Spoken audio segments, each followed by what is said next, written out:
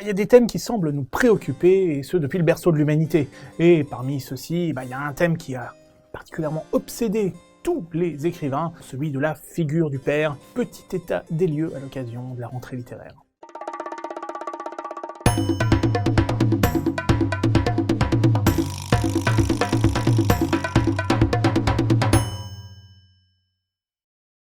Cette thématique paternelle, en effet, interroge les auteurs depuis l'Antiquité, tout simplement. On trouve en effet de beaux spécimens de pères dans la Bible, ou bien encore chez Sophocle, avec Oedipe. On pourrait citer Corneille, avec Nicomède et son père particulièrement jaloux de son fils, bien encore la lettre au père de Franz Kafka, des figures pas toujours positives. Heureusement, il y a quand même quelques figures, j'allais dire plutôt positif, à l'image de Joseph, vous savez, le sympathique instituteur de la gloire de mon père, de Marcel Pagnol. Mais bon, s'il y a bien un écrivain qui symbolise l'exploration de la question paternelle, c'est notre Honoré de Balzac national, avec le père Goriot, évidemment, ce père qui aime tellement ses filles qu'il va un petit peu confondre argent et bonheur, deux entités qui ne font pas toujours bon ménage, ou bien encore le père d'Eugénie Grandet, alors lui atteint d'une avarice maladive. Je ne cite pas le cas Grandet par hasard. En effet, Marc Duguin, l'auteur de La Chambre des officiers ou bien d'une exécution ordinaire, par ailleurs cinéaste, va sortir très prochainement sur les écrans son adaptation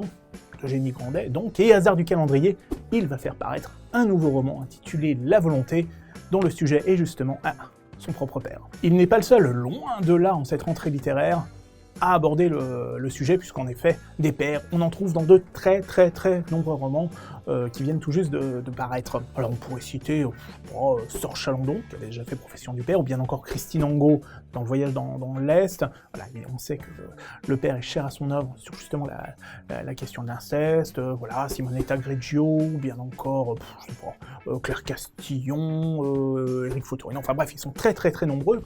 Mais j'aimerais bien qu'on se focalise sur deux titres particulièrement attendus, à savoir les romans d'Amélie Nothomb et Jean-Baptiste Del Amo. Chaque cuvée de La Dame au chapeau, c'est un peu un fruit de saison, avec des crus plus ou moins réussis. C'est tout à fait normal quand on est si prolifique. Premier sang, donc, appartient à la veine autobiographique, avec de gros guillemets, d'Amélie Nothomb. Cette fois-ci, elle a décidé d'évoquer la vie de son père, Patrick, décédé l'an passé, en racontant sa jeunesse, et notamment tous ces étés qu'il a pu passer dans le domaine familial du Pont-d'Oie. Et on découvre quelque chose qui ressemble un petit peu à la famille Adams. Un grand-père paternel, Pierre, qui se prend pour un immense poète, qui n'est pas forcément, avec des enfants très nombreux, ça c'est le moins qu'on puisse dire, qui n'ont pas forcément les mêmes droits que les adultes à table. C'est une scène absolument mémorable. Et puis surtout dans ce château, il fait froid, ça caille. En tous les cas, de cette expérience, Patrick va tirer bien des enseignements qui vont l'amener à devenir le diplomate qu'on connaît, et une expérience qui aura bien des répercussions sur celle qu'on connaît tous aujourd'hui, la romancière Amélie Nothomb.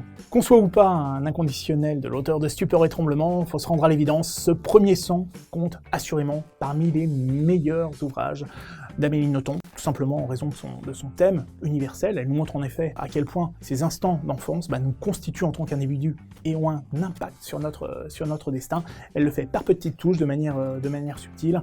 Elle le fait bien, tout simplement. S'il n'a évidemment pas la notoriété d'Amélie Nothomb, il n'en demeure pas moins vrai que Jean-Baptiste Del Amo est bien connu des amoureux des librairies, depuis Une éducation libertine ou Règne animal, qui lui avait valu le prix du livre inter. Le Fils de l'homme confirme ce qu'on savait déjà, Jean-Baptiste Del Amo, donc, est l'un des plus beaux stylistes de la langue française, certainement l'une des plus belles plumes de la littérature française contemporaine. Et justement, ses qualités d'écriture, il les met au service d'une histoire au relent quasiment mythologique ici.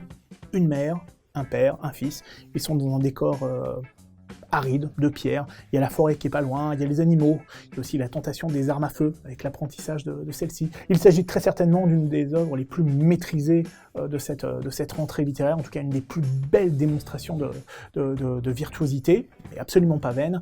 Et bon, je suis quasi certain que Jean-Baptiste Del Amo ne repartira pas bredouille de la saison des prix littéraires. Bien sûr, on ne saurait résumer la rentrée littéraire à cette seule évocation du cas paternel. Il y a plein de romans qui abordent des thèmes extrêmement variés, plein de romans formidables, vraiment. Mais, en tous les cas, à travers le cas de Jean-Baptiste Del Amo, ou d'Amélie Nothomb, ou quelques autres, se pose une sorte de paradoxe, de dilemme, qu'on va résumer en détournant la célèbre formule d'André Gide. entre famille, je vous hais, et famille, je vous aime, y a-t-il fondamentalement une si grande différence? Vaste question.